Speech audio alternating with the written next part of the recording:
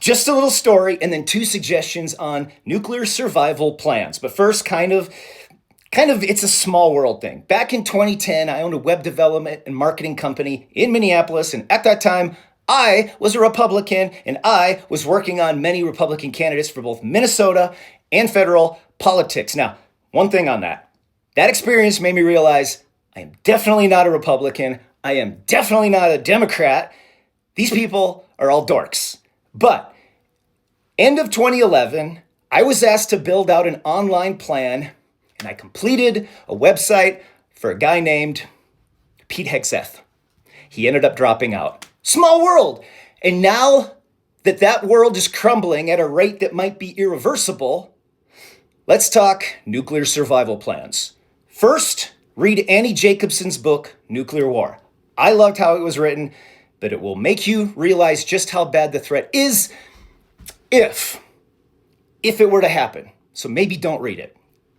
But two things, simple, very basic things for preparedness. And there are people out there that go into way more detail and understand way more than I do, but this will help.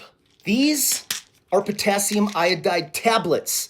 They protect the thyroid. I've done a lot of videos on this that go into more details, but that's the sole purpose of potassium iodide tablets, thyroid. And a simple rule for those not too close to the impact. Too close, there's not a preparation thing you can do. That's gonna be it. But if you survive, you must put as much dense material between you and fallout. Go to the lowest level. Concrete and earth block radiation. You need to stay inside for at least 24 to 48 hours, but really plan on 2 weeks. And you should know, fallout exposure in the first 24 hours will likely kill more people than the blast. Fallout is radioactive dust. It begins falling within 15 to 60 minutes after a detonation, depending on distance. And at a very minimum, in your preparation plan, a water source, a way to purify, and 14 days of food. And that's just the minimum of getting through that phase.